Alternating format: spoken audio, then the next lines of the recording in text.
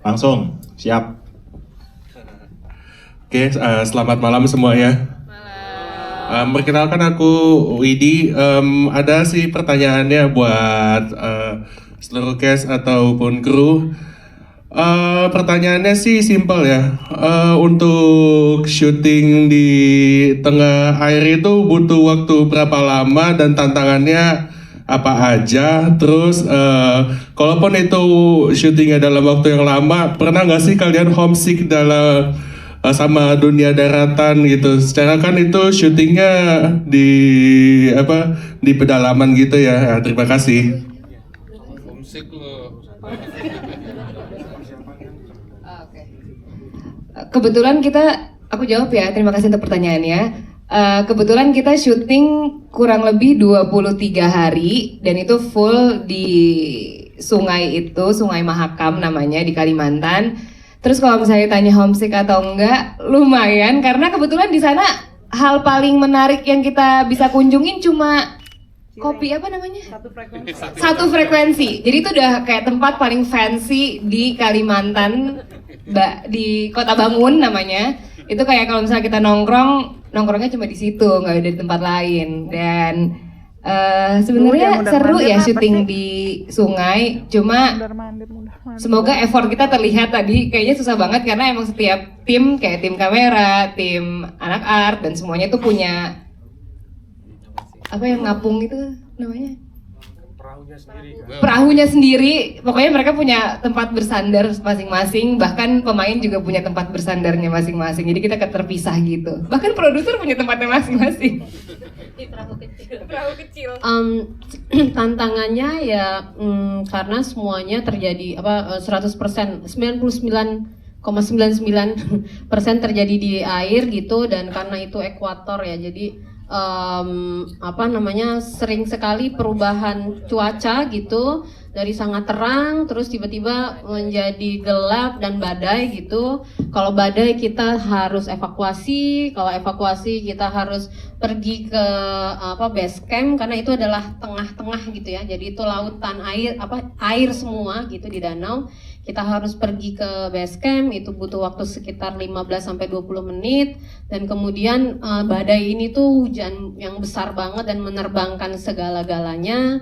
Dan kalau misalnya kita syuting itu yang scene tadi, Angga dan Shenina itu ada pohon-pohon itu yang dia di perahu itu sangat terpencil sekali gitu. Kalau misalnya kita nggak keluar dari areal itu lebih dari jam 5 sore, kita akan terjebak karena ombaknya sangat besar gitu. Jadi sebenarnya secara tantangannya memang kita harus berdamai dan menyesuaikan diri dengan kondisi alam gitu. Tapi selama kita syuting di sana, kita dibantu penuh sama Pak Alimin tuh yang ujung situ tuh, sampingnya Said itu. Bapak ini yang punya desa wisata Pelan namanya di Danau Semayang. Danau Semayang. Rumahnya juga masih ada di sana. Jadi kalau main-main bisa kontak Pak. Iya. Ada pesut. Wah, penjaga pesut. Lanjut. Next question. Topi.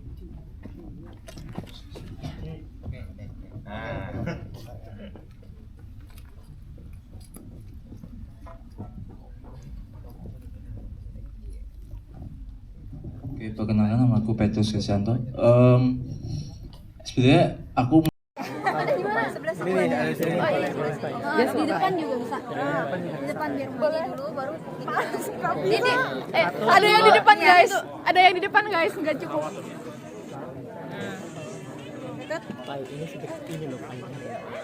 Bentar. Kalau nggak ini aja deh dicantolin di sini, nggak bisa. Oke. Udah gitu ya. Nah, mantap. Wait. Kaki gue gempar banget. Ya. Yuk, aman nggak? Aman. Bentar. Aku atur. Gini. Kaku aman nggak? Aman. Aman aja. Kuda-kuda yuk rolling ya. 1, 2, 3.